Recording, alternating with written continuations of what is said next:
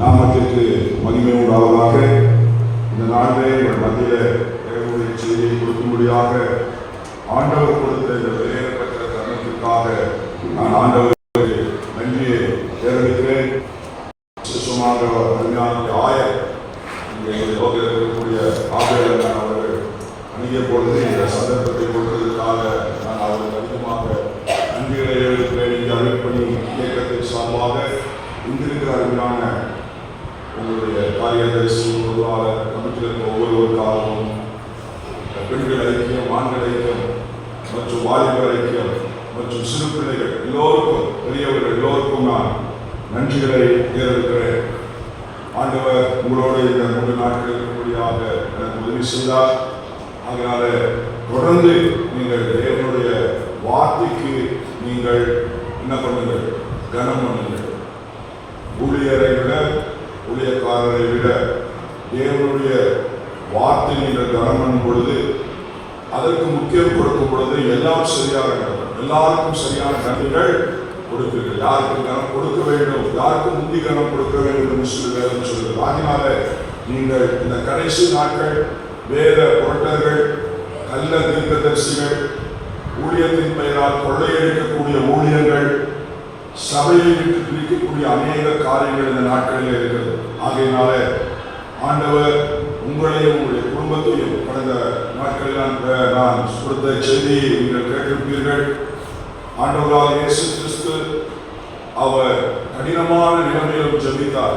கெத்செமனேயிலே அவர் தன்னுடைய சித்திரவதைக்குள்ளாகக்கூடிய காரியங்கள் இருந்த பொழுதும் அங்கு அவர் தன்னை ஆயத்தப்படுத்திக் கொண்டார் என்று சொல்லி, இந்த 2 நாட்களிலே நம்மை ஆயத்தப்படுத்தக்கூடிய ஒரு நாட்கள்.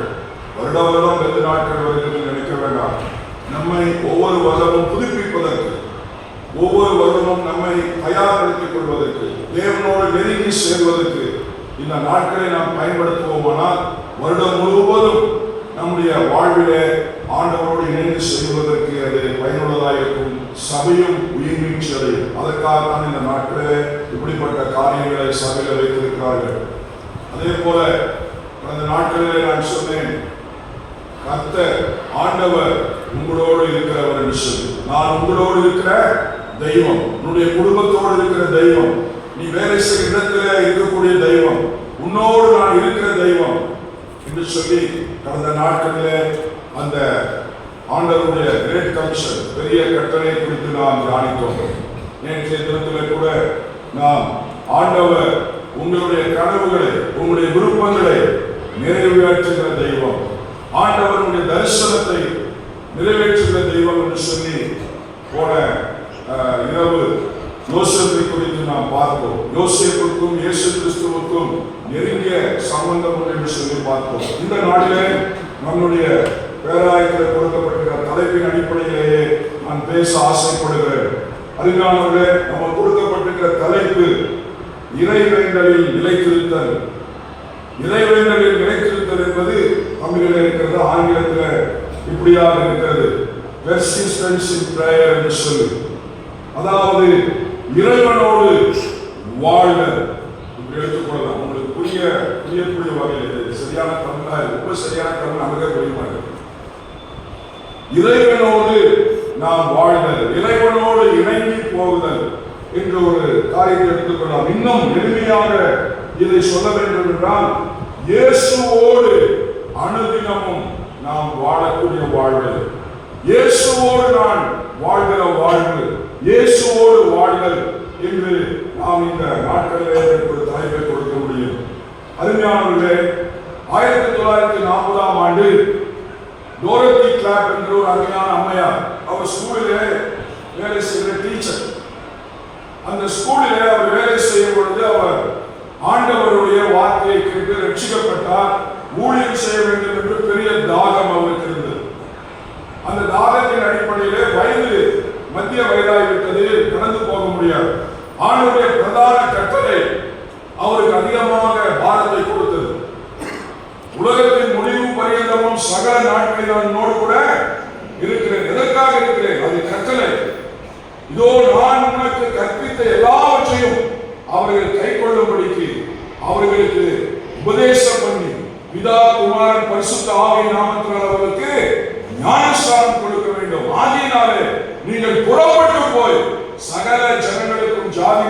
பண்ண சீஷராகுங்கள் என்று சொன்ன அந்த கட்டளை அதிகமாக அந்த டீச்சருக்கு அதிகமாக கொடுத்தது. ஆண்டவரே, இந்த நாட்கள் நான் எங்கு போக முடியுமா?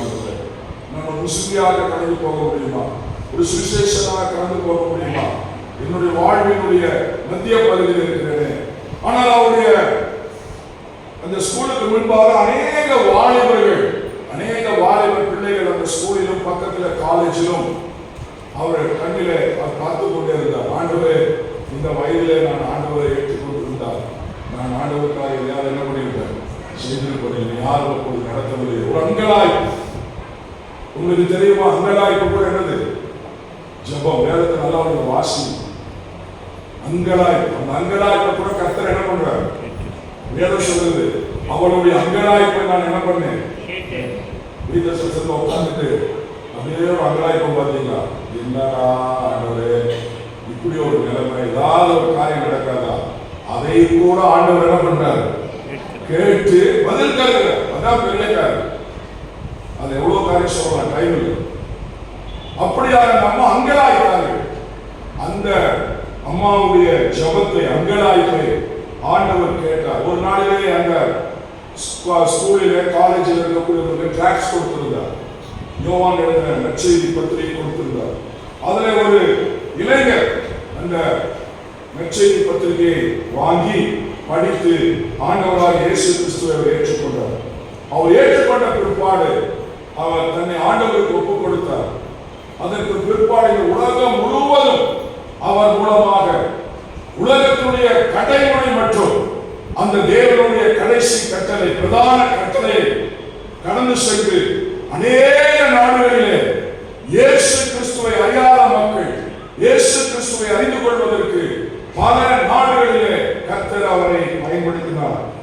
அவர் பின்னாட்களிலே அதை ஒரு நிறுவனமாக ஆபரேஷன் மொபிலைசேஷன் என்று சொல்லி ஓயம் என்று சொல்லக்கூடிய அந்த ஒரு நிறுவனத்தை, மிஷனரி நிறுவனத்தை உருவாக்கினார். அவர் பெயர் ஜார்ஜ் வெர்வர்.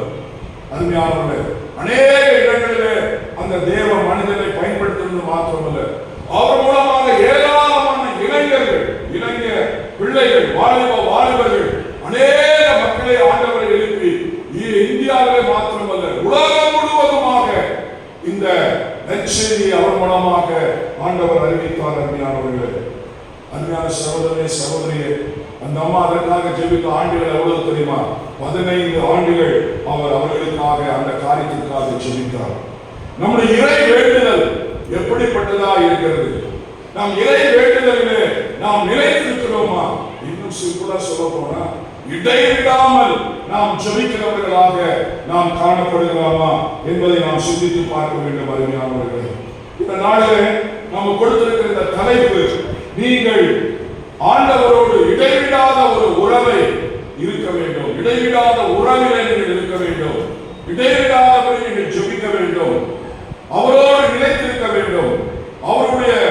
அவரோடு நீங்கள் நிலைத்து அவருடைய பணியை நீங்கள் செய்ய வேண்டும் என்று ஆண்டவர் விரும்புகிறார். அதாவது அவரோடு நிலைத்திருக்கணும் அப்படின்னா போராடுகிற காரியம் மாத்திரம் அல்ல. இல்லை எப்பப்பார் போய் ஒருத்தருக்கிட்ட பெக்கிங் என்று சொல்வார்கள் ஆங்கிலத்தில். It is not begging for God's blessing. கடவுளுடைய ஆசீர்வாதத்துக்காக நம்ம என்ன பண்ண வேண்டியதில்லை, பெக் பண்ண வேண்டியது. அதெல்லாம் ஜெபம். தவறாக புரிந்து கொள்கிறோம். Perseverance in prayer, அதாவது வேண்டுதலில் நிலைத்திருப்பது என்பது அவரோடு தொடர்ந்து கேட்பது மாத்திரமல்ல, ஆண்டவரே எல்லா ஆசீர்வாதத்திற்கும் ஊற்றுக்காரர், ஆகையினாலே நான் அவர் சமூகத்திற்கு போனால் எனக்கு எல்லாமே கிடைக்கும். அவரே ஆசீர்வாதத்தின் ஊற்று. அவர் இடத்திற்கு நான் போக வேண்டும். அதை அவரும் விரும்புகிறார் அல்லவா? மத்தேயு நமக்கு தெரிஞ்ச ஒரு காரியம் என்ன சொல்லுகிறார்? கேளுங்கள், அப்புறம் கட்டுங்கள், அப்புறம் கேளுங்கள். Simple logic. பாட்ட ரொம்ப சிம்பிளா தான் பேசுறாரு. ரொம்ப சிம்பிள். கேளுங்கள், ஒரு நம்ம நீங்க என்ன பண்ணணும்? கேட்கணும். பெற்றுக்கொள்கிற வரைக்கும் என்ன பண்ணணும்? அதான் அர்த்தம். உங்களுக்கு கிடைக்கும் வரையிலும் நீங்கள் ஆண்டவரிடத்தில் வேண்டுதலில் என்ன பண்ணணும்? நிலைத்திருக்கணும். அடுத்தது என்ன சொல்றாரு? தட்டணும். தட்டிக்கிட்டே இருக்கணும். சில ஆட்கள் வீட்டை போய் தட்டு கடைசியில் என்ன பண்ணுவாங்க, யாரும் வரத்துக்கு முன்னாடி ஏதாவது நம்ம கொடுத்து அரிச்சிருக்கு. இந்த கூர்க்கா வருவார் வீட்டுக்கு, தட்டுவார், இல்லைன்னா போயிடலாம், டெய்லியும் வந்து தட்டுவார். அந்த சில்லறை இதெல்லாமே ஜீப்பே அது இது நல்லா போச்சு, சில்லறை கிடைக்க மாட்டேன். வயசு சொல்லுவா, அது வந்து தட்டார உங்களுக்கு மனசாட்சியே இல்லையா இருக்காரு. அம்மா எனக்கு மனசாட்சி இருக்குது, ஆனால் சில்லறை இல்லை இல்லை. சரி, வருஷத்துக்கு ஒரு 5,000 ரூபா அப்படியே கொடுத்துருங்க. பார்த்தீங்களா, தட்டிலேயே மனுஷனுக்கு என்ன இருக்குது, மனுஷன் நம்ம மனுஷனே நமக்கு ரெக்கமெண்ட் பண்றாங்க. வீட்டில் அம்மா கொடுத்து இப்படி பண்ணாதீங்க, ரொம்ப மோசமான ஆளா, மோசமான ஐயா இருக்கிறீங்க. அடுத்தது அவர் சொல்றாரு, தேடுங்கள். இதுதான் ஜெபம், இதுதான் ஜெபம். சிம்பிள். நம்ம என்ன பண்றோம், ஊரா ஊழியக்காரனா பார்த்து அலைவசல் ஆட்டு, அங்க லெட்டர் போடுறது, இங்க லெட்டர் போடுறது, அவரு ஜெபிச்சு எனக்கு அப்படி நடக்கும், இவரு ஜெபிச்சு அப்படி நடக்கும். என் பொண்ணை வந்து வடதேசம் இருக்கலாமா, ஊழியக்காரத்தை சோமனாங்க, மேற்கு திசையிலிருந்து ஒரு பொண்ணு வரும், இல்லைன்னா ஜோசியம், மேற்கு திசையிலிருந்து பொண்ணு வருமா? இதெல்லாம் நீங்க கொஞ்சம் சிந்திச்சு பார்க்கணும். நீங்க படித்தவர்கள், பாமரர்கள் அல்ல. நான் ஊழியர் செய்த இடம் கர்நாடகாவில் ஆண்டவர் அறியாத கிராமம். அந்த ஜனங்களை போய் ஏமாற்ற முடியாது, அந்த அளவுக்கு அவங்க ஆண்டவரை வார்த்தை பலப்படுத்துறது. பாஸ்டர், இவன் ஏன் நம்பிக்கையே விசுவாசம் இல்ல, இவன் முழங்கால் ஊறி தேவன் நோட்ட தேவன் நமக்கு ஏற்படுத்தாரு, ஆகாசத்திலிருந்து கொடுத்தாங்க இல்ல, இவனுக்கு என்ன விசுவாசமே இல்ல. அஜி ஒரு வயசான பாட்டி, அந்த அம்மா அப்படி சொல்லுது, ಎಲ್ಲಿ ಹೋಗ್ತಾನೆ, ಆ ದೇವಾಲಯಕ್ಕೆ ಹೋಗ್ತಾನೆ, ಅಲ್ಲಿ ಏನ್ ದೇವರಿಗ ಅಲ್ಲಿ ದೆವ್ವಿ. இந்த அம்மா முதல்ல அங்கதான் இருந்துச்சு, ஆனா இந்த அம்மா இப்ப அந்த அப்பா அந்த வீட்டுல அந்த ஊருக்கு என்ன பண்ணுது, இந்த காரியத்தை ಎಲ್ಲೆಲ್ಲಿಯೋ ಹೋಗ್ತಾರೆ ಜನರು. ದೇವರ ಆಲಯದಲ್ಲಿ ಬಂದು ಮೊಣಂಗಾಲು ಊರಿದ್ರೆ ದೇವರು ಎಲ್ಲ ಮಾಡ್ತಾನೆ. இதாங்க காரியம். ஆனா தமிழ்நாட்டுக்கு வந்ததுக்கு பார்த்தா எல்லாம் நிறைய இடத்துல ஆலயம் வேற ஆலயத்துக்கு போறதுல ஊழியக்காரன் முன்னாடி என்ன பண்றாங்க ஜனங்க, நிறுத்துங்க, நீங்க நிறுத்தணும். உங்களுக்கு ஆண்டவர் சமூகத்தை தான் ஆண்டவர் சொல்லியிருக்காரு, தேட சொல்லியிருக்காரு. ஆண்டவருக்கு மேல தேட சொல்லியிருக்காரா? இல்ல. ஆண்டவரை தேடினா உங்களுடைய வேண்டுதல்கள் கேட்கப்படும். ஊழியக்காரனை தேடினா உங்களுடைய வேண்டுதல் என்ன பண்ணாது, கேட்கப்படும். சரி, நீங்க புரிஞ்சுக்கிட்டாலும் சரி புரியாது. அடுத்தது இங்கு சொல்லக்கூடிய காரியம் பாருங்க, நீ வேண்டிக் கொள்வதற்கும் நினைப்பதற்கும் மேலான காரியத்தை நான் உனக்கு என்ன பண்ணுவேன். நீ வேண்டிக் கொண்டா சொல்றாரு, நீ வேணும்னா நீங்க உனக்கு வேண்டதே என்னன்னு எனக்கு தெரிய மாட்டேங்குது, சில சமயத்துல தெரிய மாட்டேங்குது. போல் சொல்றாரு, நீங்கள் வேண்டிக் கொள்வதற்கும் நினைப்பதற்கும் மேலாக அவர் என்ன பண்ணுகிறார், செய்கிற வல்லமை அவருக்கு உண்டு. ஆண்டவரை வேண்டிக் கொள்ளும். நம்ம சில சமயத்துல என்ன வேண்டிக் கொள்றோம் நமக்கு தெரியாது. கடவுள் உங்கள்கிட்ட பெரிய யோசனைய வச்சிருக்காரு. அன்னைக்கு எரேமியா காலத்துல இஸ்ரேல் ஜனங்க போய் அடைபட்டாங்க, அடிமையா இருக்கிறார். இப்ப அவர் வார்த்தை சொல்லுகிறார், தீர்க்கதரிசி மூலமாக என்ன சொல்லுகிறார், நான் இவரின் மேல் நினைத்திருக்கிற நினைவுகளை அறிவேன், அது தீமைக்கல்ல சமாதானத்துக்கு ஏதுவான நினைவுகளே. ஆனால் இவர்கள் பின்னாடி வசனம் இருக்கு, இவர்கள் என்னை தேடுவதை என்ன பண்ணி விட்டார்கள், விட்டு விட்டார்கள். என்னை தேடினால் இவர்கள் என்ன பண்ணுவார்கள், அதை கண்டடைவார்கள். இறைமையா சொல்ல ஆண்டவர் என்ன பண்ணணும், தேடணும். நமக்கு எல்லாம் தெரிஞ்ச ஒரு வாக்கியம் தான் சொல்றேன். 33:3 இறைமையா ஆம்புலன்ஸ் மாதிரி என்னை நோக்கி என்ன சொல்லுவோமா, நல்ல சத்தமா சொல்லுங்க, என்னை நோக்கி கூப்பிடு,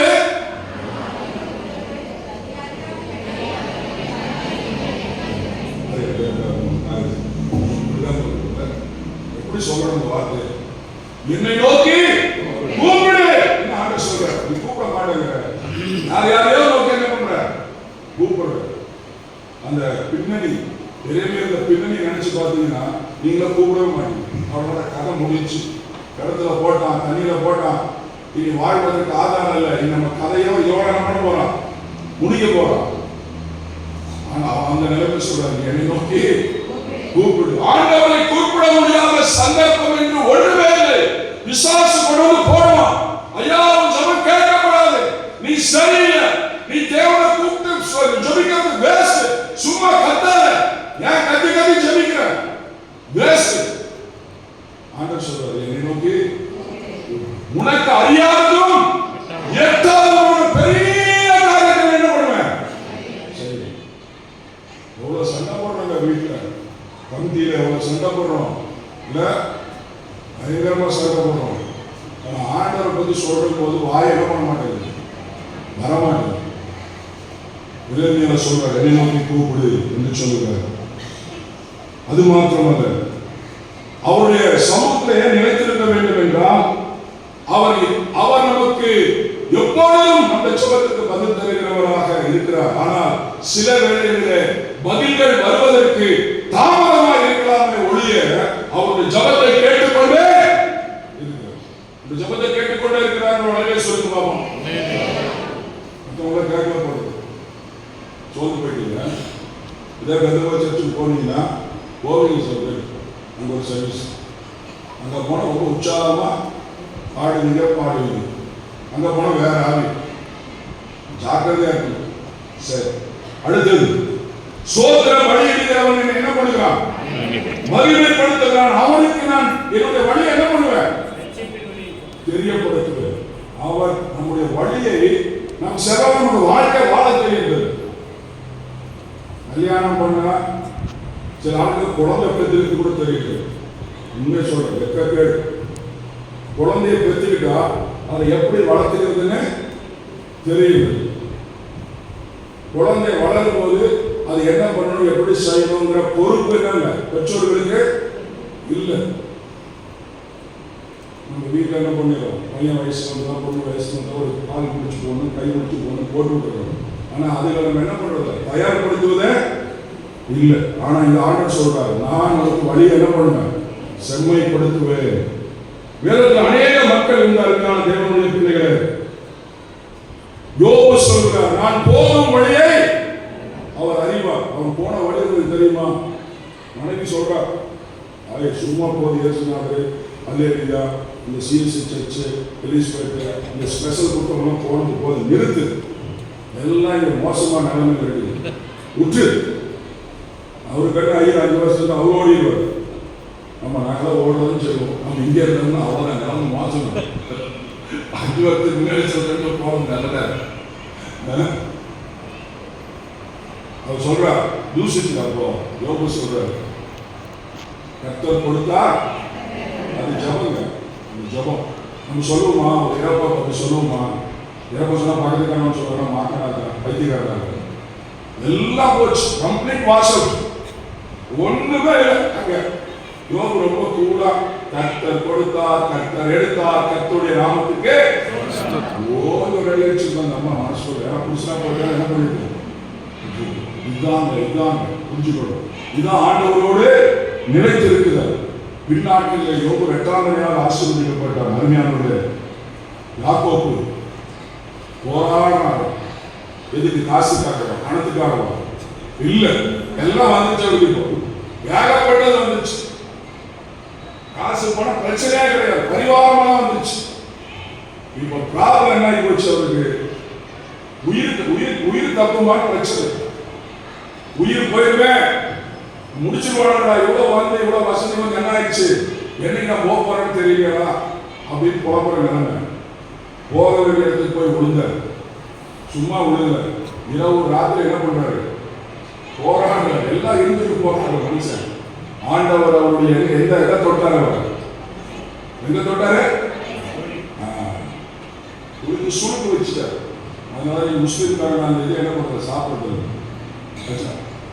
தொட்டோட அவர் ஒத்துக்கிட்டாரு. நான் யாரு, நான் யாரு, யாக்கோபு, நான் எத்தன் ரோகி. இதுதான் நிலைத்திருத்தல்.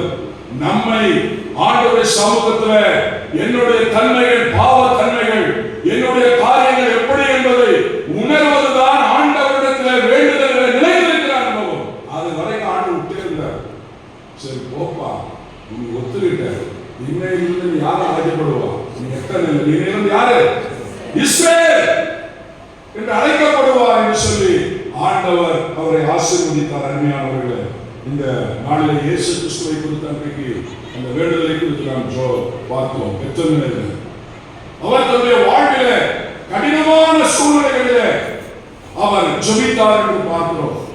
அது ஒரு தோல்வி, ஆக்சுவலி அது தோல்வியான ஒரு அனுபவம். ஆனால் அந்த தோல்வியை ஆண்டவர் வெற்றியாக மாற்றினார். அவர் சோர்ந்து போனார், பலவீனப்பட்டார், பரிதவித்தார். யாருக்காக? எனக்காக, உங்களுக்காக. அவர் விடாமையாக ஜெபித்தார். ஜெபிக்கும் பொழுது இதை பார்க்கிறேன்னு விட்டு நீங்க இந்த கஷ்டம் எனக்கு வேணாம், ஜெபிக்கிறோம், கஷ்டமே எனக்கு வேணாம், நஷ்டமே எனக்கு வேண்டாம், கண்ணீரே எனக்கு வேண்டாம் ஆண்டவரே. இதெல்லாம் தவறு. இந்த உலகம் உங்களுக்கு கண்ணீரை கொடுக்கும், இந்த உலகம் உங்களுக்கு நஷ்டம் கொடுக்கும், இந்த உலகம் உங்களுக்கு தொந்தரவு கொடுக்கும். இயேசுநாதர் கொடுக்குது. இயேசுநாதர் ஒரு ஆண்டவரை பயங்கரமா யோபு போல சோதிக்கிறார். யோபு போய் யோபு ஒருத்தான். நம்மளெல்லாம் ஆண்டவர் சோதிச்சோம்னா அட்ரஸ் எல்லாம் போயிடும். நாமளே சோதிக்கப்படுறோம். அப்படிதான் சொல்லுது யாக்கோபு. அவனவன் சொந்த இச்சையினாலே சிக்குண்டு சோதிக்கப்படுகிறது. பின்பு அதுல இருந்து என்ன பண்ணுது? பாவத்துல இருந்து என்ன பண்ணுது? ஒவ்வொன்றா வந்து கடைசியில் என்ன பண்ண முடியுது? மரணத்தில் முடியுது. அந்த மரணத்தை வெல்லும்படியாக உனக்காக எனக்காக இயேசு கிறிஸ்து கெத்செமனேயிலே போராடி தேவனுடைய தொடுதலை பெற்றார். தேவனுடைய தொட்டார். லூக்கால சொல்றோம், தொட்டோன்னு அவர் சொல்லிட்டார், ஆண்டவரே சோத்திரம், ரைட், நீங்க ஒன்றும் ஜெபம் பண்ண மாட்டாங்க, நீங்க போகலாம். அவர் சிலுவையில் அடிச்சு அடிக்கிட்டு இதில் அடிச்சு அடிக்கிட்டு ஐ ஆம் ரெடி. அருமையான சகோதரே சகோதரியே, இங்கு படித்த 3 காரியங்களை சில காரியத்தை மாத்திரம் சொல்லி நான் முடிக்க ஆசைப்படுகிற அருமையான முதலாவது காரியம் இங்கு நாம் பார்த்தோம். எசேக்கியாவுடைய வாழ்வில் அவன் உண்மையில் ஒரு ராஜாவா இருந்தான். அவனுடைய நாட்களிலே விக்கிரக ஆராதனை நார்த் கிங்டம்ல எல்லா ராஜாவும் அயோக்கியர்கள் எல்லாம் விக்கிரகத்தை கொண்டு வந்து தேவ ஆலயத்தில் வச்சுட்டாங்க. பிஜேபி எவ்வளோ பரவாயில்ல, ஆர்எஸ்எஸ் எவ்வளோ பரவாயில்ல, நம்பாட கொண்டு வச்சுட்டான். எல்லா ஜனங்களும் தைரியத்தை போனார்கள். ஆனால் இந்த எசேக்கியா அதையெல்லாம் சரிப்படுத்தி அவன் என்ன பண்ணுகிறான்? அந்த இடத்துல தேவனுக்கு பலிபீடம் கட்டி ஜனங்களை செவைப்படுத்த ராஜாவாக இருந்தான். பாருங்க, அவனுக்கு வந்த சோதனை பாருங்க. ராஜாவுக்கு படையெடுத்து வர ஆசிரியர் ராஜா அவனை கண்டபடி திட்டான். இப்படிதான் திட்டான் இல்ல, கெட்ட வார்த்தை மாதிரி போட்டு வீட்டில் போய் படிச்சு பாருங்க, ஃபுல்பில்ல சொல்ல முடியாது. அப்படி மோசமான வார்த்தையில எசேக்கியா நம்பி இருக்காதீங்க சொல்லுங்க, அவ்வளவுதான் அவனை திட்டான். ஆனா இவன் அதையெல்லாம் மேற்கொண்டு வருகிறான். தேவனுக்கு நல்ல காரியத்தை செய்யலாம். செஞ்சு முடிச்சோன வியாதி வந்து என்ன வருது? ஆண்டுக்கு உண்மையா வாழும்போது அவனுக்கு வியாதி. அந்த வேலை சொல்லுகிறது, அவன் உனக்கு நான் உண்மையும் மன உத்தமமும் உன்னுடைய பார்வைக்கு நலமானதை நான் என்ன பண்ண செய்தேன். காரணம் வந்து தீர்க்கத்தை சொல்லிட்டாரு, எல்லாம் ஒழுங்குபடுத்திருப்பா, பெட்டியை அடிச்சுடு. பெட்டி இப்பவே போன் பண்ணி என்ன பண்ணிடு, நமக்கு யாரும் சொல்ல மாட்டாங்க. இப்பெல்லாம் தீர்க்க தரிசனம் எப்படி உன்னை கர்த்தர் என்ன பண்ணுவாரு? ஆசீர்வதிப்பார். அப்போ அந்த ஊழியர் எப்படி சொல்றாரு? நம்ம ஐயா இருக்காரு, பாஸ்டர் இருக்காரு, என்னத்தை நீ வர என்னத்தை ஜோம் பண்ணுறது, அவரு என்னை ஆசீர்வதிப்பாரு. அந்த ஊழியர்காரரை கொடுத்து 360 நாள் சபையை நடந்து. அப்போ கர்த்தர் கூட இருக்கிறாரா இல்லையா ஊர் பார்த்துக்கோ. பிரசங்கம் பண்ணி எவாஞ்சலிசம் சொல்லிட்டு போது ரொம்ப ஈஸி. சபையை நடத்துறது கஷ்டம். சபையை நடத்த வேண்டும் என்றால் சிலுவையை சுமக்க வேண்டும், சிலுவையை எடுக்க வேண்டும், சிலுவையின் உபதேசத்தை பேச வேண்டும். அதுக்குதான் இந்த நாட்களை வச்சிருக்காங்க. சிலுவை இல்லாத சபையே இல்ல. சரி, ரொம்ப ஜாஸ்தியா இருக்கு காட்டில. சரி, சும்மா தான் சொல்றேன், தைரியம் பயப்படாது. இங்க எஸ்ஐக்கு வந்து பாருங்க, முன்ன உத்தமா இருந்தா அவனுக்கு வியாதி வந்துச்சு, தீர்க்க தரிசி வந்து சொல்ற கொட்டி அடிச்சார. நீங்க ஒண்ணு நீ வந்து கேரண்டியா சொல்றாரு, அவ்வளவுதான் முடிஞ்சு, நீ கிளம்பி போக வேண்டியதான்ட்டாரு. உண்மைதான். இவர் என்ன பண்ண சூடு ஓரமா திரும்பி, அது என்ன அர்த்தம்? அந்த எருசலேம் தேவாலயம் பக்கம் நோக்கி இல்லவா, அந்த பகுதியை நோக்கி அவர் என்ன பண்றாரு? என்ன சொல்றாரு? கண்ணீரோடு ஜெபிக்கிற ஆண்டவர் பாருங்க, உன் விண்ணப்பத்தை கேட்டு கண்ணீரை என்ன பண்ண கண்டு உன்னுடைய நோயை நான் என்ன பண்ணுவேன், சுகமாக்குவேன். பாருங்க, எவ்வளத்தையும் போயிடும் எல்லாம் தலைகீழா நடக்குது. இசைக்க வாழ்க்கையில எல்லாம் தலைகீழா நடக்குது. சில சமயத்துல நமக்கு சோதனை மேல் சோதனை பாட்டு பாடுற மாதிரி நமக்கு வந்து என்னத்தான் நம்ம தப்பு பண்றோம். ஒண்ணுக்கு மேல சோதனை. சீசன் ஆஃப் ட்ரையல்ஸ் என்று சொல்லுவார்கள் அல்லவா? அந்த சமயத்தில் தான் எச்சரிக்கையா இருக்கணும். எங்க போகணும்? நம்மை ஆண்டுடைய சமூகத்தில் தாழ்த்துவதற்கு, அவருடைய வேண்டுதல்களை நினைத்திருப்பதற்கு, அவர் சமூகத்தில் நாம் போகும் பொழுது சொன்னாரு. திரும்பி அதே தீர்க்கதரிசி அனுப்புறாரு. அவன் சொல்லிட்டு தீர்க்கதரிசி சொல்லிட்டு போய் போறான். அவனுக்கே கஷ்டமா இருந்தது. இவன் நம்ம பொய் தீர்க்கதரிசின்னு சொல்லிடுவான். ராஜா மோசமான ஆளு போய் சொல்லு, நீ இதுதான் தீர்க்கதரிசியோட வேலை. நீங்க எல்லாம் உண்டான்னு சொல்றாங்க தீர்க்கதரிசி, அதுதான் நீங்க நம்புறீங்க. நம்ம உயிரை கொடுத்து ப்ரிப்பேர் பண்ணி சபைக்கான மெசேஜ் கொடுத்தா காது கொடுத்து ஜனங்களுக்கு என்ன பண்றதில்லை, கேட்கறது. அதனாலதான் எங்கேயாவது ஆண்டவர் அறியாதவர்களுக்கு ஊழியம் செய்வது நல்லது. அப்போ இந்த தீர்க்கதரிசியோட வீட்டுக்கு வெளியே போறதுக்கு முன்னாடி சொல்றாரு ஆண்டவர், அவன் கண்ணீரை நான் என்ன பண்ணேன், அவளுக்கு வருஷத்தை கூட்டி தருவாங்க. அவனுக்கு வருஷத்தை கூட்டி கொடுத்தாரு. அதெல்லாம் பிரச்சனை. சில சமயத்தில் கர்த்தரோட ஜபத்தை கேட்டதுக்கு அப்புறம் நமக்கு இருக்கு பாருங்க ப்ரௌடு, வீட்டை கொடுத்துட்டா, அதை கொடுத்தா, அதுக்கப்புறம் வேலையை கொடுத்தது எல்லாம் ஆண்டவர் கொடுத்தாரு. ஆனால் நமக்குள்ள என்ன வந்துடும், வரவே கூடாது, இது பாவம். ஆனால் வெளியே தெரியாது. அவர் எல்லாத்தையும் கூப்பிட்டு வந்து ராஜாவுக்கு என்ன பண்றாரு, எல்லாத்தையும் காமிக்கலாம். பாத்தியா என் வீட்டில் பா தங்கம், வீட்டை பத்தியா வயிறு இதெல்லாம் சாப்பிட்றேன். அன்னைக்கு அவர் கதை முடிஞ்சு. ரைட். ஸோ எல்லா சந்தர்ப்பத்திலும் கடினமான நிலைமையிலும் நாம் ஆண்டவரிடத்திற்கு என்ன பண்ண வேண்டும், போக வேண்டும். வறுமையானவர்கள் என்னுடைய வாழ்க்கையில் நான் ஊழியக்காரனாக இருக்கிறது காரணம், அவன் கண்ணீரோடு ஜெபம் பண்ணேன். அநேக கண்ணீரோடு எனக்கு ஜெபிச்சதுனால தான் இன்னைக்கு நான் ஊழியக்காரன். இந்த ட்ரெஸ்ஸை போடுறதுக்கு நான் யோக்கியம் இல்லை. நான் ஆர்எஸ்எஸ்ல எக்ஸிக்யூட்டிவ் கமிட்டி மெம்பர், இந்து முன்னணியில் ஒன் ஆஃப் த ஃபவுண்டர். தமிழ்நாட்டில் என்னோட வீடு கோயில் மேட்டுப்பாளையம், அங்கே தான் நாங்கள் இதெல்லாம் ஆரம்பித்தோம். கிறிஸ்துவம் எனக்கு பிடிக்காது, கிறிஸ்துவத்துக்கு எதிராக இருந்தது. கிறிஸ்தவர்களை கண்டால் உதைப்படக்கூடிய காரியம். எங்கள் ஊரில் எங்கள் தாத்தா தர்மகர்த்தா பெரிய ஆள் ஆச்சுங்களா, இயேசுவோட பெரிய ஆள் கிடையாது யாரும். அவங்களாம் போயிட்டாங்க, தலைமுறையெல்லாம் போயிடுச்சு, இதெல்லாம் மண்ணிக்கு போயிட்டாங்க. இயேசுவோட தட்டாய் இருக்கிறேன். நான் ஒருத்தர் தான் எங்கள் சந்ததியில், என் வீட்டில் குடியிருக்கிறேன். என் சந்ததியில் எல்லாம் போய் சேர்ந்தாங்க. இதுக்கு சொல்லுங்கள் என்றால் ஆண்டவர் இப்படிப்பட்ட பின்னணியில் நான் இருந்தேன். அநேக காரியங்கள், ஆனால் இது வெளிநாட்டு சார்ந்த சொல்லி அப்பொழுது நான் ஹைவேஸில் ஊழியம் செய்து கொண்டிருந்தேன். அப்பொழுது அங்கிருந்து ஒரு கிறிஸ்துவ சகோதரர், அவர் அடிக்க போனோம், உதைக்க போனோம். அப்போ கொஞ்சம் தண்ணி போனோம், பழக்கம் அப்போதான் வந்தேன். ஆனால் ஆஃபீஸில் ஃப்ரீ, அதெல்லாம் ஃப்ரீ, எங்களுக்கு காசு கொடுத்து செய்யணும். ஏழிலேருந்து பிஏலேருந்து நிறைய கான்ட்ராக்ட் இருக்கும். அது என்ஜாய் பண்ணணும். 85, 84 அந்த மாதிரி. அப்போ இவ்வளோ நாள் ஞாயிற்றுக்கிழமை எப்பவுமே வரமாட்டாரு. எனக்கு சைக்கிள் பஞ்சர் ஆயிடுச்சுன்னு இந்த ஆஃபீஸ் ஹைவேஸ் ரோடு மேலே ஆஃபீஸ் ரோடு நிறுத்தோன்னு அவங்க இதில் உட்காந்து எல்லாம் மற்ற எல்லா ஸ்டாஃபும் எல்லாம் ஜாலியாக ட்ரிங்க்ஸ் பண்ணிட்டு இருந்தாங்க. நான் பண்ணல, இருந்தான் ஒரு கோவம் இருந்துச்சு. என்னிடத்துல ட்ரீட் பண்ணுறோம் அப்படி பண்ணால் நாங்கள் எல்லாம் சேர்ந்துருந்தாலும் எப்படா காங்கிரஸ் பண்ண வச்சு கிடைச்சாங்கன்னு சொல்லி உன்னையோட ஞாயிற்றுக்கிழமை வேறு சொன்னேன். இதெல்லாம் ஓம் வீடு அவங்க அப்பா விட எல்லாம் பேச முடியல, எல்லாம் பேசி எடுத்து அடிக்காத ஒரு பார்த்து அனுப்பிச்சு. அதுக்கப்புறம் ரெண்டு பேசவே ஒரு 6 மாதம் பேசல, நாங்களும் பேச போகலாம் இருந்தாரு. அப்படி ஒரு நாள் வந்தார். வச்சா வந்து என்கிட்ட ஆனந்தகுமார் கடவுளோட மன்னிப்பு கேட்க சொன்னார். என்ன மன்னிப்பு? சரி போ, கடவுள் எனக்கு பைத்தியமாக நினச்சிட்டேன். கடவுள் பைத்தியக்காரன் போட்டு என்னையா இதில் ஒன்று பேசாமல் இருக்கிறது மன்னிப்பு, நான் தான் ஒன்று பேசுறதில்லை, அதனால பரவாயில்ல போ அப்படின்னு. ஆனால் பின் நாட்களில் ஆண்டவர் அந்த சூழ்நிலையின் மூலமாக என்னை யோசிக்க வைத்தார், என்னுடைய வாழ்வை மாற்றினார். அநேக காரியங்களில் கர்த்தரை நான் அறிந்து கொள்வதற்கு அதற்கு பிற்பாடு அந்த சம்பவம் உறுதுணையாக இருந்தது. நான் சொன்னார் அதுக்கப்புறம், தம்பி நானும் ஒன்றும் பரம்பரை கிறிஸ்துவன் இல்லை, நான் எப்போ ஒயிட் தான் வருவேன். ஆனால் அவங்க ஒய்ஃபு பரம்பரை கிறிஸ்துவன். அது பெரிய நானும் ஒரு நாள் தண்ணி அடித்து குடித்து கஞ்சா போட்டு சாகக்கூடிய நிலைமையில் இருந்தேன். ஏன்னா என் முதல் மனைவி நான் இந்துவில் கல்யாணம் பண்ணேன், ரொம்ப நேசித்தேன்.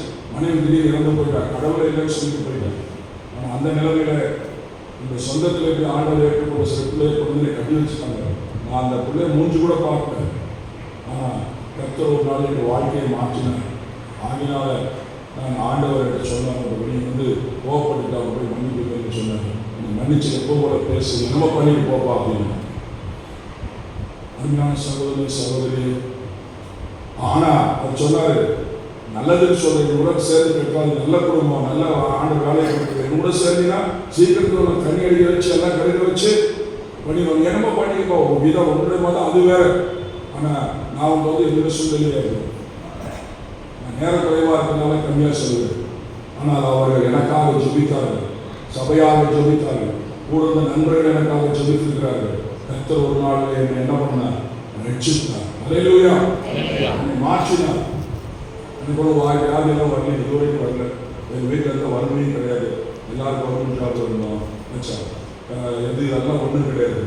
ஆச்சா, எங்கள் வீட்டில் போய் நீ பாவின்னு சொன்ன மாத்திரம் எழுதிக்க மாட்டாங்க. அவங்க எல்லாம் நல்லா இருக்காங்க, அவங்க எந்த பாவசமும் செய்யறதில்லை. எங்கள் அப்பா சூப்பர், என்னன்னா எப்போ பாருங்க புக்கில் பாவி பாவி எழுதுறவனெல்லாம் பாவி பாவிங்கிறான், இவனு தானே பாவி, நம்ம என்ன தவறு செய்யும். சன்மார்க்கமான குடும்பம், பொய் பேச மாட்டார் எங்கள் அப்பா, கடன் வாங்கினது இல்லை, சினிமாவுக்கு போக மாட்டார், டிவி பார்த்ததில்லை, எங்கள் வீட்டில் சினிமா பாட்டி கேட்க விட மாட்டார். பிலிப்ஸ் ரேடியோ பெரிய ஆள், அதில் நியூஸ் தான் கேட்பார்.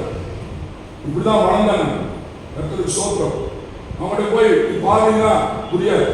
ஆனால் ஆண்டவர், அவற்றுக்கு மேலாக ஆண்டவர் என்னை தெரிந்து கொண்டார். காரணம் அநேகருடைய ஜெபம். இரண்டாவது காரியத்தை நாம் பார்க்க போகிறோம். அருமையானவர்களே, இது மார்க்கில் நாம் பார்க்கிறோம். 7:29 வாசிக்கிறோம். அங்க ஒரு அம்மா, அந்த அம்மா கானானிய சந்ததியில் வந்த பிள்ளை. அவ ஜோசுவா நாட்களிலே, ராஜாக்கள் நாட்களிலே, ஜட்ஜஸ் நாட்களிலே அந்த சந்ததி இஸ்ரவேலுக்கு விரோதமாக இருந்த சந்ததி. முடியலாம் கை தூக்கி மறந்துட்டு போயிடுவோம். அடுத்த வாரம் வரமாட்டீங்க, என்னைக்கு கூப்பிடுவோம். அதனால நம்ம அந்த கானானிய ஸ்திரீ, இந்த இயேசுவோட இந்த மக்கள்லாம் யூத மக்கள், சீசர்கள் தான். ஜாதி வரி பிடிச்சு சாதாரண ஆளுகள் நம்ம ஆளு இயேசுவோட இருந்தோம். ஜாதி வரி பிடிச்ச ஆளு யூதா, ஜூஸ். இவர் அவங்களை கூட்டிட்டு தான் போறாரு, ஏன்னா அவருக்காக தான் வந்தாரு. அப்ப இந்த அம்மா அந்த ஊரை வந்தவன கேட்டு ஒடியாது. அப்போ ஆண்டவர் ரொம்ப ஞானம் உள்ளவர். அந்த அம்மா பார்த்து சொல்றாரு, அது கேட்குது, நல்ல இதை எடுத்து நாய்களுக்கு என்ன பண்ண முடியாது, உணவை போடவே. நாய் அந்த காலகட்டங்களில் பெண்களை யூத மக்கள் பிரஜாதிகளாக அவர்கள் பெண்களை கூட அடையாளத்துக்கு வர முடியாது. நாயை விட கேவலமாக பெண்கள் என்ன பண்ணுவாங்க நடக்கும். இன்னைக்கு நாயை நம்ம நல்லா வச்சிருக்கோம், அந்த மாதிரி இல்லை, ரொம்ப மோசம். அப்போ மற்ற இடம் ஆட்களை நாயை விட கேவலமாக நடத்துவாங்க. நாய் கூட பரவாயில்ல, அதை விட மோசம் அந்த பேர்டு, அந்த மாதிரி பேர்டு. அப்ப இவனுக்கு கூட இருக்கானுங்க, இவனுக்கு புத்தி வரணும்ல, இவனுக்கு புத்தி சொல்லணும், இதுல இருந்து இவனுக்கு வெளியே கொண்டு வரணும். அவர் சொல்ற நம்ம எடுத்து நாய்க்கு எல்லாம் என்ன பண்ண முடியாது அப்படி சொல்றாரு. ஆனா இவங்க என்ன சைட் பண்றாங்க பார்க்கலாம். இவங்களுக்கு அந்த உணர்வே இல்லை, இவங்க மேசியாக உணர்வு அவர்களுக்கு. நமக்கு ஒரு ராஜ்யம் கட்டிக்கணும், நம்ம பில்டப் பண்ணிக்கணும், நம்ம சீஃப் மினிஸ்டர் ஆகணும், இப்படிதான் இவங்க நிலைமை, நம்ம சீசருக்கு நிலைமை. ஆச்சா, இந்த அம்மா தெரிஞ்சிச்சு, தாவீதின் குமாரன் மேசியா, ஐயா அது கீழே ஒழுங்கு பார்த்தீங்களா, அங்கங்க ஒழுங்கு இல்லை, அதை அந்த நாயோட நெக்குங்க, அதை நீ செய்யலாங்க அப்படின்னு ஆண்டவர் மண்ணை உடைஞ்ச. ஆஹா, நீ போ, உன் பிள்ளை இப்ப என்ன. சரி, அருமையான சகோதரனே சகோதரியே, நம்முடைய வாழ்வில நமக்கு தேவையான இடம் தெரியுமா? விசுவாசம். ஆண்டவருடைய சமூகத்தில் ஜபத்தில் அவருடைய வேண்டுதலை நிலைத்திருப்பதற்கு சரியான விசுவாசத்தை நாம் இழந்துவிடக் கூடாது. விசுவாசத்தினாலே முன்னோர்கள் நற்சாட்சி பெற்றார்கள் என்று வாசிக்கிறோம். விசுவாசம் இல்லாமல் இருப்பது தேவனுக்கு பிரியமாக இருக்கிறது கூடாத காரியம். விசுவாசித்தால் அவன் சொல்லப்பட்டது இதெல்லாம் நடக்கும் சொல்லப்பட்டது. விசுவாசித்தால் தேவனுடைய மகிமையை காண்பார். அருமையான சகோதரனே சகோதரியே, இந்த நாளில உங்களுடைய வாழ்வில நீ ஜெபிக்கும் பொழுது தேவ சமூகத்தில் விசுவாசத்தோடு ஜெபம். நடக்க முடியாத காரியம் தான், அது நடக்கும் என்று சொல்லி ஜெபம். இதுக்கு தேவை மனமோ பொருள் அல்ல, விசுவாசம் அருமையான தேவனுடைய பிள்ளை. நான் கர்நாடகாவில் தமிழ்க்கு அங்கே போய் கன்னடம் படித்தேன். அங்கே அடிக்கிறாருன்னு சொல்லுவேன். ஆனால் அந்த ஜனங்க அவ்வளோ நேசிச்சாங்க. நான் போகிற இடத்துலலாம் ஏக்கர் கணக்கில் இடத்த கொடுத்தாங்க. நான் வாங்கி எழுதிருந்தா எனக்கு பெரிய ஆளாக இருக்கும். நான் சைடில் காரியம் மாஸ்டரே சாமியார் தான் தெரியும். மாஸ்டர் சொல்ல வராங்க, இந்த இடத்த எடுத்துக்கங்க, சர்ச்சு கட்டுங்க எல்லாம் இந்த மாதிரி என்ஹெச்லாம் வில்லேஜ் ஆண்டவர் கொடுக்க வைத்தார். காரணம் என்ன தெரியுங்களா? ஆண்டவருக்கு நாங்கள் ஜெபம் மிஷின் எங்கள் ஐயம் எழுதுனால இடத்துக்கு காசே வாங்கல. எல்லாம் 10 லட்சம் 5 லட்சம் இடத்துக்கு செலவு பண்ணும்போது கடவுள் அந்த காரியத்தை வாய்க்க பண்ணினார். காரணம் என்ன தெரியுங்களா? விசுவாசம். அந்த அந்த இடத்துல ஒரு அம்மா ரட்சிக்கப்பட்டுச்சு. அந்த அம்மா ரட்சிக்கப்பட்டு அந்த கணவன் வந்து திப்புசார், அது ஒரு கடவுளுடைய பேர். அந்த அம்மா அவ்வளோ இம்சம் பண்ணும். ஆனால் நான் பணம் தான் சொல்ல மாட்டேன். சும்மா அப்படி மூஞ்சி திருப்பிடுவார். கடவுள் ஒரு நாள் அந்த ஆளை தொட்டார். அந்த அம்மா அநேக வருடங்கள் அவருடைய கணவனுக்காக ஜெபம் பண்ணிச்சு. அவர் வந்து விட்டுட்டு போயிடுவார். அந்த சின்ன ஓலை கொண்டால் ஆராதனை பண்ணுவோம், விட்டுட்டு போயிடுவார். ஆனால் 10 வருஷம் ஒரு நாள் இருந்தால் எங்கேயோ பைக்கில் போகும்போது வாத்தியம் கால் உடஞ்சி கொஞ்சம் கால் ஸ்விஸ்ட் ஆயிடுச்சு. டாக்டர் சொல்லிட்டாரு, நீங்கள் அவங்க கால் என்ன பண்ண முடியாது, ஒன்றுக்கு போகணுன்னா ஒய்ஃப் இது வேணும், சப்போர்ட் வேணும். 6 மாதம் கண்டிப்பாக இருக்காரு. டாக்டர் சொல்லிட்டார், அவ்வளோதான், அந்த கால் இல்லை, நடக்க முடியாது, பைக் ஓட்ட முடியாது. ஒரு நாளில் கர்த்தர் அந்த மனிதனை தொட்டார். அந்த அம்மாவோட ஜபத்தை கேட்டார். அந்த அம்மா சொல்லிச்சு, இப்போ கடவுளை கொஞ்சம் கூப்பிடுப்பா, அது உனக்கு விழுந்துட்டாரு, ஒன்றுக்கு போனாலே விழுந்துட்டாரு, கௌரவம். அது தூங்கிட்டு இவளையே என்ன போய் டிஸ்டர்ப் பண்ணுறது? இவன் அப்பா மாதிரி இயேசு சொல்கிறார், நடந்துட்டா விழுந்துட்டு ஒன்றுக்கு மேலே விழுந்துட்டார். அப்போ நம்ம அழுது சொல்லிட்டு கடவுளுக்கு உதவி செய்யணும். அந்த நைட்டு பெரிய தரிசனம் சொல்ல டைம் இல்லை. ஆண்டவர் ஆட்சினார். வீடு ஃபுல்லாக ஃபோட்டோ எல்லாத்தையும் அவரே எடுத்து பக்கத்தில் ஏறி கொண்டு போய் போட்டு கூப்பிட்டு வருது. ஐயா, இந்த இடத்த தர நீங்க என்ன வேணாலும். ஹல்லேலூயா. விசுவாசம் சாதாரண ஊழியக்காரனுக்கு இல்லாத விசுவாசங்க அந்த சாதாரண படிக்காத பாமர அம்மாவுக்கு இருந்துச்சு. அந்த ஜபத்தை ஆண்டவர் என்ன பண்ண கேட்டார். கடைசியாக மார்க் 5:12 வாசிக்கிறோம். நாம் ஜெபிப்பது முக்கியம் அல்ல, ஆனால் ஜெபிக்கிற மனிதனுடைய குணநலன் என்ன வேண்டும்? மாற வேண்டும். ஜெபிக்கிறவனுடைய குணநலன் மாறணும். நம்ம தான் ஜெபிக்கிறோம், ஆனா நம்மளை பார்த்தா என்னல குணமே என்னல மாறல. இந்த வசனத்தை நீங்க வாசிங்க. அந்த தெசலோனிக்கேயர் 5:12 வசனத்தை வாசிங்க. முடிக்கிறோம். உங்களுக்கு பிரயாசப்பட்டு கர்த்தருக்குள்ள விசாரணை செய்கிறவர்களாக இருக்கிறவர்களே, புத்தி சொல்லுகிறவர்கள் என்ன பண்ணணும்? அப்பா அம்மாவை மதிக்கணும், நல்ல ஊழியக்காரங்களை மதிக்கணும், சர்ச்சையில் இருக்கிற உண்மையான கடவுளுடைய பிள்ளைகளை மதிக்கணும். நீ சொல்லப்பட்டது நான் அன்னைக்கு சொன்னேன். நீங்க நல்ல பின்பற்றுங்க, அவர்கள் விசுவாசத்தை பின்பற்றுங்க. நோவாவுடைய விசுவாசத்தை என்ன பண்ணுங்க? பின்பற்றுங்க. இந்த ஆண்டவர் சொல்ற புத்தி சொல்லுங்க மதி. நீ வாசி சீக்கிரம் வாசிங்க. 13 வசனம். அன்பா என்ன பண்ணுங்க? எண்ணிக்கொள்ளுங்க, உங்களை வேண்டிக் கொள்கிறோம். என்ன சொல்ற ஆண்டவர்? உனக்குள்ள உனக்குள்ளாக சமாதானம் இருக்க வேண்டும்.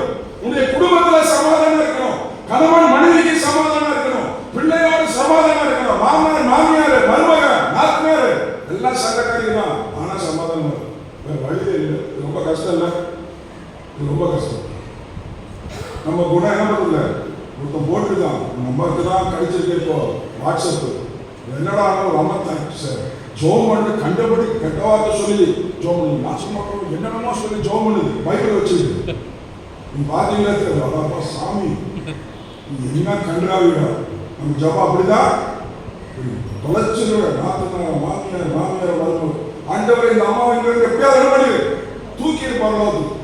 இந்த உடம்பு வயிற்று வழிதான் இருப்போம், இதோட இந்த வயிற்று வழியில படுக்க வயிற்று புடுங்களோடு இந்த அம்மா என்ன ஆயிடும்.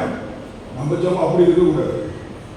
அஞ்ஞானவர்கள் சொல்லப்பட்டிருக்கிறது, உங்களுக்குள்ள நீங்க ஜெபிக்கிறவர்கள் அந்த குணங்கள் மாற வேண்டும். இல்லைன்னா நம்மளை பார்க்கும்போது ரொம்ப கேவலமா இருக்கும். ஆண்டு நல்லா ஜெபிக்கிறான், ஆண்டவர் இவன் இப்படி பேசுறாங்க அப்படின்னு ஆண்டவர் என்ன பண்ணக்கூடாது. 14 வருஷம் வாசிங்க.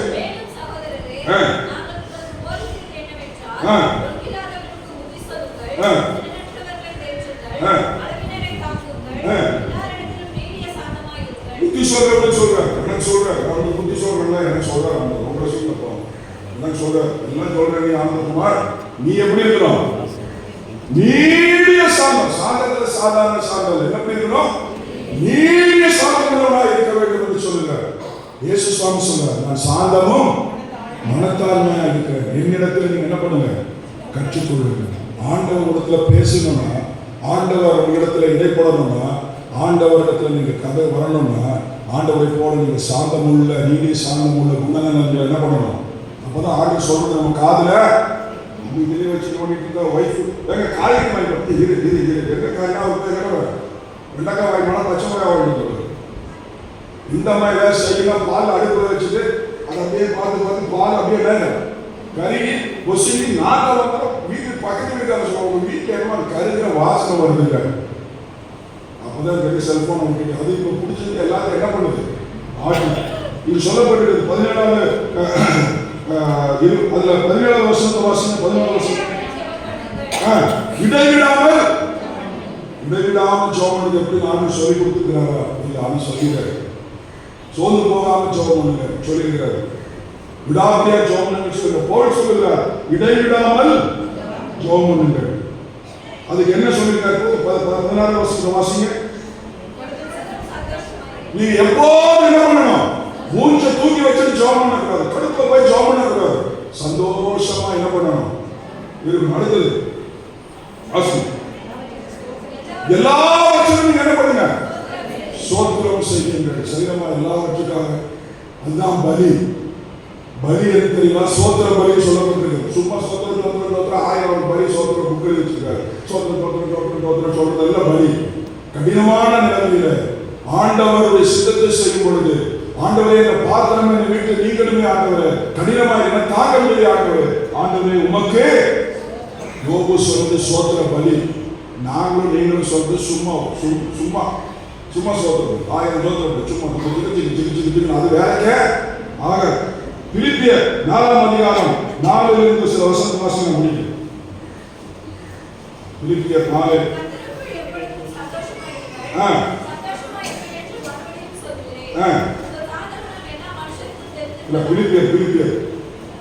பிலிப்பியர் 4ஆம் அதிகாரம். உங்கள் கவலைகளை எல்லாம் என்ன பண்ணுங்க? சோத்திரத்தோடு விண்ணப்பத்தோடு எனக்கு என்ன பண்ணுங்க? தெரியப்படுத்துங்கள். அப்பொழுது எல்லா புத்திக்கு மேலான தேவ சமாதானம் நீங்க தேவனோடு நெருங்கி இருக்கும் பொழுது, தேவனோடு பழகும் பொழுது, தேவ சத்தத்தை கேட்க முடியும். உங்களுக்கு அசைக்க முடியாத சமாதானம். ஆண்டவர் சொல்லுகிறார் 14:1 யோவானிலே, உங்களுடைய இருதயம் கலங்காதிருப்பதாக. உலகம் கொடுக்கிற சமாதானத்தை உங்களுக்கு என்ன பண்ண கொடுக்கவில்லை. இதோ நீங்கள் உலகம் கொடுக்கிறதும் எடுக்காத சமாதானத்தை உங்களுக்கு வைத்து போகுது. 3 காரியம். முதலாவது காரியம், நாம் அவர் என்ன பண்ணணும்? கடினமான சூழ்நிலைகளில் நாம் ஆண்டவரிடத்தில் ஜெபிப்பதற்கு போக வேண்டும். இரண்டாவது, விடாப்பிடியாக கெத்செமனே ஆண்டவர் ஜெபித்தது போல நாம் விடாப்பிடியாக ஆண்டவரிடத்தில் என்ன பண்ண வேண்டும்? அந்த அம்மா நாய்க்கு போட துண்டா போடும் சொன்னாங்க. விடாப்பிடியாக ஆண்டவர் சித்தத்தில் விசுவாசத்தோடு நாம் ஜெபிக்க வேண்டும். அருமையானவர்கள், கடைசியாக எப்பொழுதும் இடைவிடாமல் ஜெபிக்கிறது என்ன தெரியுங்களா? ஆண்டவரோடு என்ன பண்ணணும்? சஞ்சரி. அல்லேலூயா. ஆண்டவரோடு சஞ்சரி. முடியுமா? முடியாது. முடியும். ஏனோக்கு சஞ்சரித்தான், நோவா சஞ்சரித்தான். இயேசு சுவாமி எல்லாத்துக்கும் ஜெபம் பண்ணார். இயேசு சுவாமியே அவ்வளவு ஜெபம் பண்ணாருன்னா நீங்களும் நானும் எவ்வளவு ஜெபம் பண்ணணும். அல்லேலூயா. ஜெபம் என்பது எதை கேட்கறதை பெற்றுக்கொள்வது இல்லை. அந்த கான்செப்ட் வந்து வெளியே வரணும். நம்ம ஆண்டவரோட உறவை என்ன பண்ணணும்? வளர்த்துக் கொள்ளணும். இது 2 நாட்கள் உங்களுடைய உறவை புதுப்பித்துக் கொள்ளணும். நம்ம எல்லாத்துலையும் பழசு இருக்குது, பழைய துருத்தி இருக்குது. அதெல்லாம் ஆண்டவர் சொல்லுவார். ஆண்டவரே தெரியாது, உனக்கு தெரியும், யோகிதம் தெரியாது. என்னை என்ன பண்ண புதுப்பி ஆண்டவரோடு உறவை வளர்த்துக் கொள்ள வேண்டும். அவரோடு சஞ்சரிக்க வேண்டும். அவரோடு ஒவ்வொரு நாளும் நடக்க வேண்டும். இதுதான் அவர்களை நிலைத்திருக்க. நீங்கள் என்னிலும் என் வார்த்தை உங்களை நிலைத்திருந்தால் நீங்கள் கேட்டுக்கொள்வது எதுவோ அது உங்களுக்கு. கண்ணை மூடி ஜெபம் பண்ணுவோமா? ஆண்டவரை நோக்கி பார்ப்போம். இறை வேண்டுதலிலே ஆண்டவர் உங்களை நிலைத்திருக்கும்படியாக விரும்புகிறார். யாராவது ஒருவர் சத்தத்தை உயர்த்தி சுருக்கமாக ஜெபம் பண்ணி பார்ப்போம். சீக்கிரமா ஒருத்தர் சத்தத்தை உயர்த்தி ஜெபம் பண்ணி.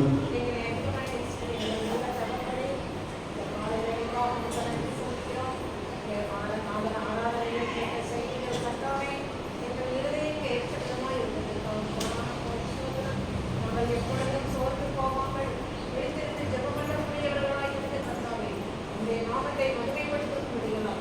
ஒவ்வொரு நாளும் உங்களோடு உறவோட நீங்கள் கருத்துரை வேண்டும் சுவாமி. இந்த செய்திகள் மீது போகாதபடி எங்கள் இருதயங்களுக்கு பிரயோஜனமுள்ளதாக நன்மைக்கு வேண்டியதாக இருக்கிறேன். ஆசீர்வதியை குணப்படுத்தும் புதிய அனைவரை முதல் நல்ல விராமே. அன்பின் தகப்பனே, அருமையான சபையாருக்காக ஜெபிக்கிறேன். வந்திருக்கிற பெரியோர் சிறியோர் ஒவ்வொருவரையும் ஆண்டவரே உம்முடைய வேண்டுதலிலே, இறை வேண்டுதலிலே நிலைத்திருக்கவும், உம்மோடு சஞ்சரிக்கவும், விசுவாசத்தோடு ஜெபிக்கவும், ஆண்டவரே இடைவிடாமல் ஜெபிக்கவும், உம்மோடு உறவை வளர்த்துக் கொண்டு ஜெபிக்கவும் கர்த்தர் இந்த பிள்ளைகளுக்கு ஒவ்வொரு நாளும் காலையும் மாலையும் இரவும் ஆண்டவரே அந்தி சந்தி மத்தியான நேரங்களிலே தாவீதை போல முறையிடவும், தனிப்பட்ட முறையிலே ஜெபிக்கவும், குடும்ப ஜெபத்தை ஒழுங்காக நடத்தவும், தனிப்பட்ட அந்தரங்க ஜெபத்தை நடத்தவும், உபவாசித்து ஜெபிக்கவும், சபையோரோடு சேர்ந்து உபவாச கூட்டத்தில் பங்கு பெற்று ஜெபிக்கவும், தேவனோடு சஞ்சரிக்கவும் இந்த பிள்ளைகளுக்கு கிருபை தாரும், ஆசீர்வதியும். இயேசு கிறிஸ்து மூலம் ஜெபிக்கிற நல்ல பிதாவே, ஆமென்.